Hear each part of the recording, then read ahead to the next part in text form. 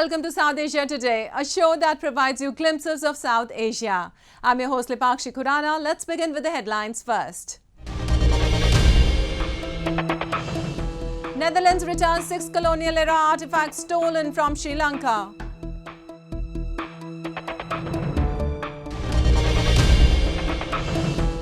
Pollution at unprecedented levels in Pakistan. Lahore city chokes in toxic smog.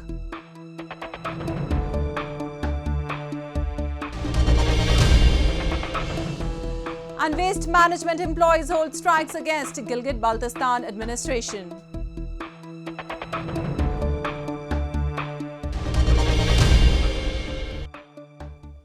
Let's begin the show. Netherlands has recently returned the precious colonial-era artifacts to Sri Lanka following a legal agreement signed between the two countries to regain the ownership of the looted objects.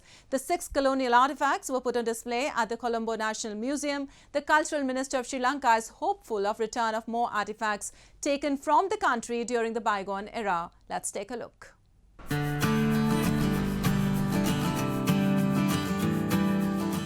Six colonial-era artifacts returned to Sri Lanka by the Netherlands were showcased at the Colombo National Museum following a legal agreement signed in August by the two countries for the South Asian nation to regain ownership of the looted objects.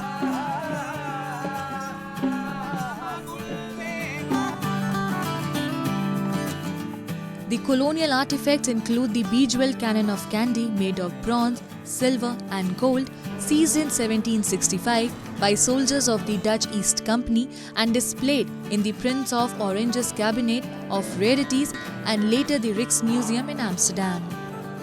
There are some more to come and we hope to get them back, not only in Netherlands but also in other countries like Great Britain. And so we have started negotiations and I hope they will be fruitful. And very soon they will also have the ability, capability and guts to return what was taken from our country. The island's cultural minister, Vidura Vikramenaike, said he hoped for the return of more Sri Lankan artifacts from not only in Netherlands but also in other countries like Great Britain, and that these countries have the ability, capability and the guts to return what was taken from our country. We plan to continue work with Sri Lanka about other objects of Sri Lankan origin that are still in the Netherlands in our museums. In 2020, the Dutch capital's Rijksmuseum said at least 4,000 objects in its collections have clear ties to the country's colonial empire, which spanned some 300 years from the mid-17th century and whose main centers of power were in Southeast Asia and the Caribbean.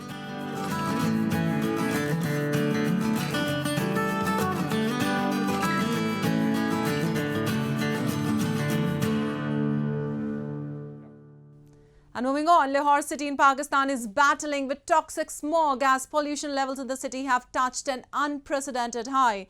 Children with their parents were lined up for treatment at the city hospitals after suffering breathing difficulties. Health officials estimated an increase of at least 50% in pediatric patients due to respiratory issues. We have a report.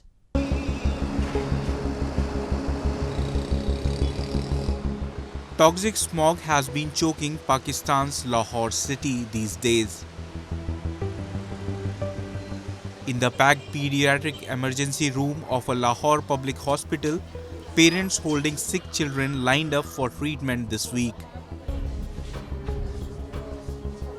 Parents were seen holding nebulizing devices to their children's noses, engulfing their faces in a billow of steam, delivering medication to ease their congested airways. Smog these days is affecting a lot of children, particularly the school-going age is most likely affected with that. These children present with complaint of cough, night exacerbations of cough, early morning cough. Apart from that, they have nasal discharge, rhinorrhea, they are having breathing difficulty. Health officials estimated there has been at least a 50% rise in pediatric patients due to respiratory issues exacerbated by poor air quality in the last month. If our OPD was, for instance, of 10,000 in the last month, from them, like around 6,000 to 7,000 a patient presented to us with a complaint of upper respiratory tract or lower respiratory tract infection. Right. So it has increased a lot. The numbers have increased. The city of 11 million, considered the cultural capital of Pakistan, has been blanketed in thick haze that partially blocks the sun and shrouds streets with fog at night. The problem becomes more severe in cooler months as temperature inversion prevents a layer of warm air from rising and traps pollutants closer to the ground. जाहिर है इसके बारे में काफ़ी फिक्रमंद है बच्चों को तो है, बड़ों को भी इसके साथ साथ हो रहा है ये इन्फेक्शन, तो जिसकी वजह से ये हॉस्पिटल में आना पड़ा है हमें मजबूरन. As cooler temperatures took hold in November, air quality levels spiraled. 24 of last 30 days had hazardous or very unhealthy air quality, according to Swiss group IQ Air. Previously, we used to see that the preeclampsia or the increased blood pressure that was mostly associated. It had a seasonal variation with hot or weather or summers.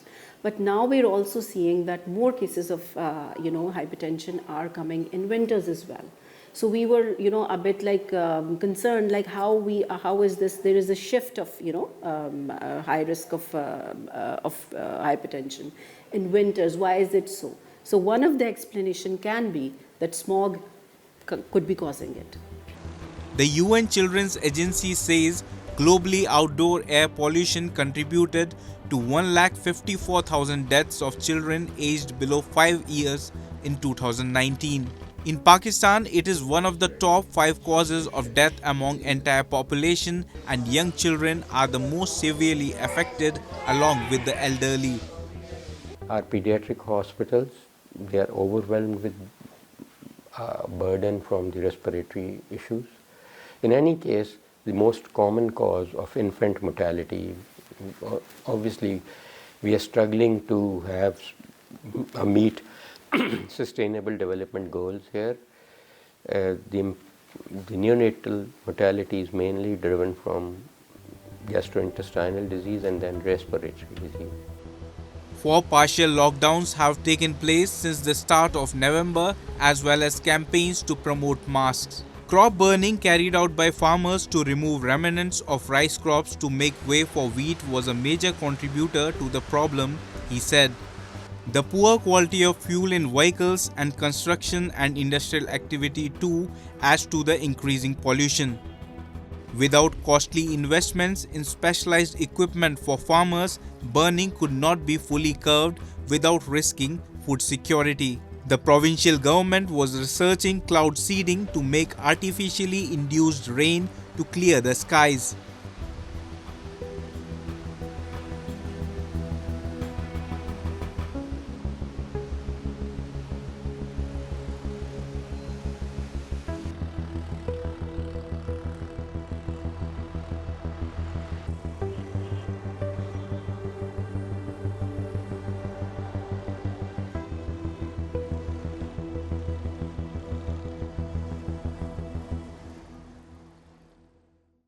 Now we take a look at some happenings in Asia in a segment called Asia Watch.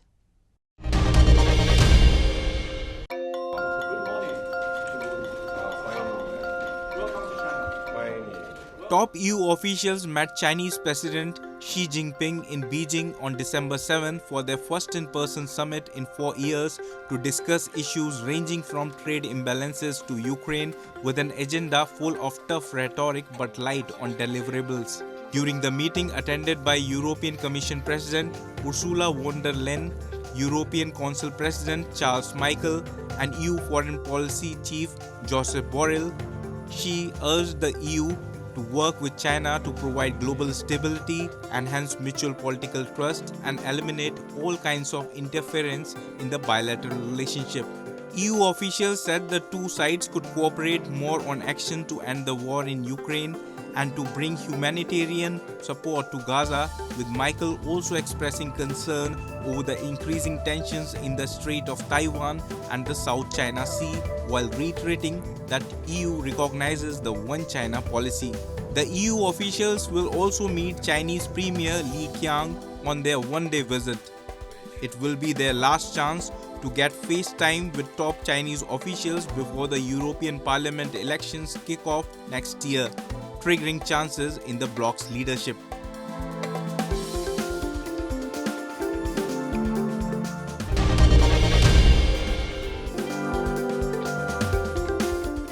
Russian television has shown footage of what it says is a US-built Bradley infantry fighting vehicle captured on the front line in Ukraine's Luhansk region after it was immobilized by Russian fire and abandoned by its Ukrainian crew. The presenter of the primetime shows on the main Channel 1 channel suggested that the capture of the working Bradley, one of several dozen that Washington has supplied to Ukraine this year, would enable Russian forces to identify its vulnerabilities. The news item featured interviews with several unidentified masked members of two recovery crews. The vehicle shown in the footage was riddled with bullet holes, which the presenter said had been left by Ukrainian drones trying to destroy as much of the high-tech equipment in the abandoned vehicle as possible.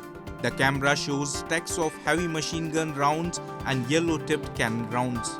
One of the recovery team said the vehicle appeared to be an upgraded version of the Bradley with a more powerful engine, improved dynamic protection against cannon fire, and better night vision and fire guidance systems. He said the vehicle had only around 240 km on the clock.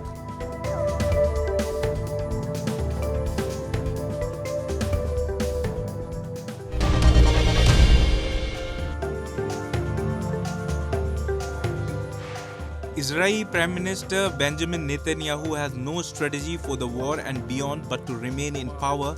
A political science expert from the University of Tel Aviv said Israeli Prime Minister Benjamin Netanyahu has no strategy for the war and beyond but to remain in power. Facing a huge wave of criticism over his failure to prevent the shock Hamas infiltration of Israel on October 7, Netanyahu has largely avoided the limelight while conducting a two-front war, one against Hamas and other for his political survival. Residents on the streets of Jerusalem said on December 5 the movement marked the end of Netanyahu's career, with some calling for his immediate resignation and others wanting his tenure to finish after the war. Netanyahu has long maintained an image as a security hawk, tough on Iran and backed by an army that ensured Jews would never again suffer a Holocaust. The attack saw Hamas gunmen enter from Gaza, killing 1,200 people, abducting 240 more and engulfing the country in war.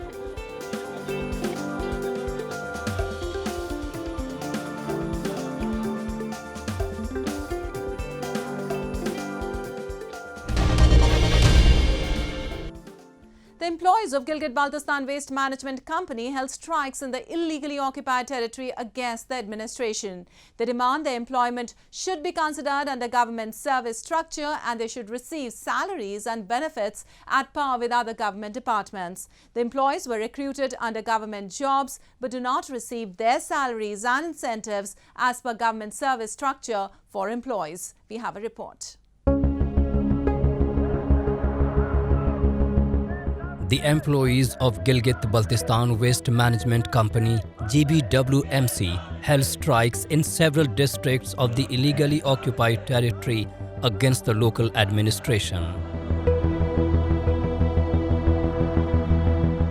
The Waste Management Company is the only entity in Gilgit-Baltistan responsible for managing cleanliness and disposal of waste from administrative buildings, hospitals and other public areas in cities. The employees complain although they were recruited by the local government on special pay scale, they receive no incentives or benefits. They demand that their employment should fall under regular service structure at par with other government departments. हमारा मुतालबा है जी कि हमारे ये service structure बहाल किया जाए और बाकी ये सारे मुलाजमीन के ही मुतालबा है कि सर्विस स्ट्रक्चर हमारा बहाल किया जाए, ताकि जो अब तो कंपनी मोड में जिसमें हम रह रहे हैं इसमें अभी तक हमें कोई मराद नहीं है, ना हमें कोई मराद मिल रहे हैं। हम भर्ती हम SPS के हैं, तो अब तक हमें उससे भी निकाला है। 2 साल के बाद उन्होंने उससे भी निकाल के अब हमें कंपनी मोड में डाला गया है। तो हमारे ये हुकूमत वक्त से अपील है कि हमारे ये सर्विस स्ट्रक्चर को बहाल किया जाए ताकि हमारा मुस्तकबिल सिक्योर रहे। The waste management workers are the first line of defense against any pandemic or epidemic in the region. During COVID-19 outbreak, they were on the field day and night, taking risks on their lives and providing services to the general public. हम दिन रात काम करते हैं, इसका सिला हमें यही मिलता है। अभी इसका यही हमें दिन रात काम करने का सिला यही मिल रहा है, ना 35% दिया है और ना और कुछ मराठा है, ना मेडिकल अलाउंस है, ना और कुछ दिया जा रहा है।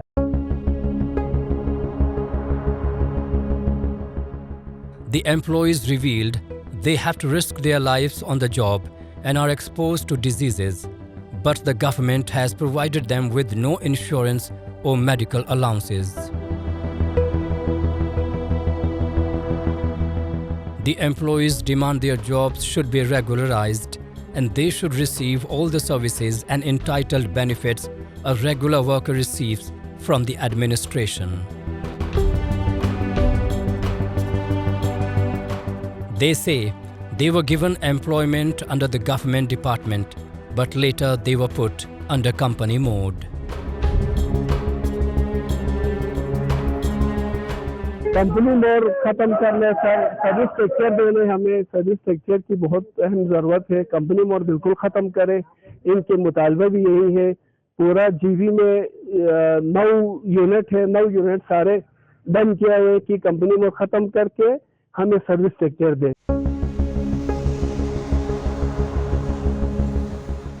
The government employees' protests against Pakistan's proxy administration in Gilgit-Baltistan has become a common occurrence.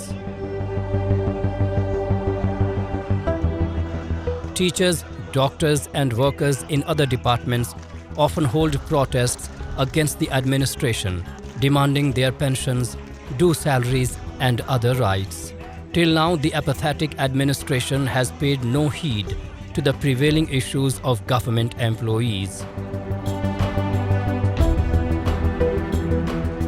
In such a scenario, when public departments go on strike, the sufferings of the general public too get further aggravated. And at last, let's take a look at the vibrant state of Odisha, which recently celebrated Boita Bandana, a boat festival that commemorates the maritime glory of the eastern Indian state. Let's have a look. Odisha, often known for its unique culture and vibrant traditions, has unfolded yet again a very unusual festive celebration. Boita Bandana is a boat festival that commemorates the maritime glory of Odisha. The festival is observed on the occasion of Kartik Purnima. Every year, on the full moon day of the Kartik month, people in large numbers gather at the water bodies to set miniature boats on the water's surface. Boita Bandana generally falls between October and November month. This Boita Bandana celebrates thousands of years of India's special ties with trade relations with Bali. When traders used to go to Bali, the trading community. So that is what we cherish, putting the boats afloat in the water every year. So we feel proud to be Odia, celebrating of our trade relations, which our ancestors did in those days. This historical event is commemorated by the symbolic floating miniature boats made of banana stems, paper and colored cloth in waters like rivers, ponds and seas. The ritual pays homage to the rich maritime history of the region and the brave sailors who ventured into the sea for trade. It is believed that merchants used to set sail on boyatas to trade with countries like Java, Sumatra, Bali and Indonesia.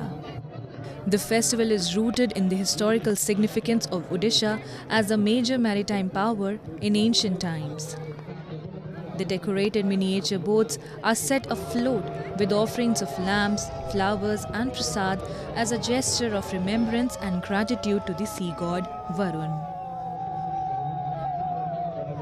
हम लोग prayer करते हैं, boat को ये शुभकामना दे के डालते हैं कि हमारे जो ज़िंदगी है वो सुखमय जाए. हमारे ट्रेडिशन के लोग ये मानते हैं कि 1 month without non-veg, without onion and garlic, they do the habisa and all. So this is a way of celebrating their 1 month sacrifice and also the return of those traders.